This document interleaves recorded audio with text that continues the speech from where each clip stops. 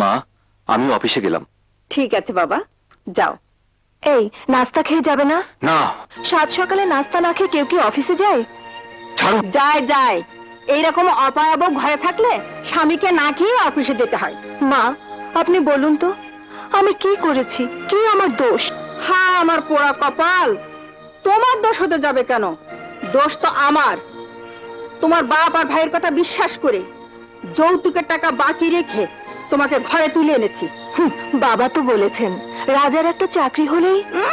চাকরিটা হলেই বলে চাকরিটা হবে কবে? শোনো, যতদিন তোমার বাবা যৌতুকের টাকা দিতে না পারবে ততদিন এই বাড়িতে কোনো চাকর বাকর থাকবে না। সব কাজ তুমি নিজের হাতে করবে, বুঝলে? এই আলী, রহিমা, মরিয়ম, জি আম্মা, জি আম্মা। এই শোন, আজ থেকে তোদের ছুটি, তোরা সবাই বাড়ি যা। আচ্ছা।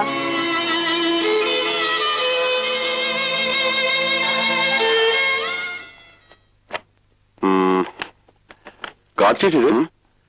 হাতের লেখা দেখে তো মনে হচ্ছে রিনাপার চিঠি। দে, কতদিন পর মেয়েটা চিঠি আপনার চিঠি, পাঠিয়েছে। বাবা? হ্যাঁ। তোমার পড়া হয়ে গেলে আমাকে দেবে কিন্তু। বড় আগে, বাবার পড়া হয়ে গেলে প্রথমে আমি, তারপর তুই।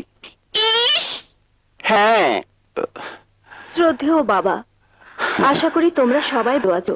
আমি জানি বাবা, রাজার একটা চাকরি না হওয়া পর্যন্ত আমার বিয়ের সময় তুমি যৌতুকের যে 2 লক্ষ টাকা দিবে বলে আমার শাশুড়িকে কথা দিয়েছিলে, তা রক্ষা করা তোমার পক্ষে সম্ভব হবে না।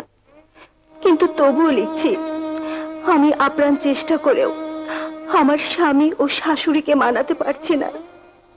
তারা যৌতুকের টাকার জন্য দিন রাত আমার প্রতি যেসব নির্যাতন করে তা আর আমার সহ্য হয় না বাবা।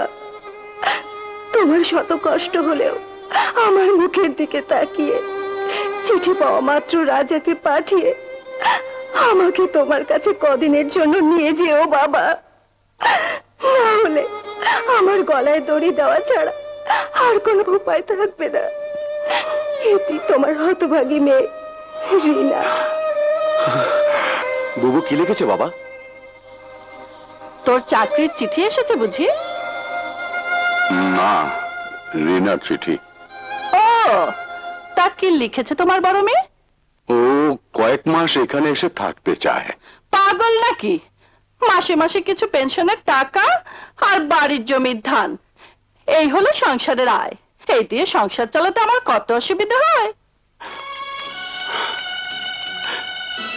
যত অসুবিধাই হোক, বুবুকে আমি নিয়ে আসবোই। এমন ভাবে কথা বলছিস যেন হাজার হাজার টাকা রোজগার করে বাবার হাতে তুলে দিয়ে রেখেছিস।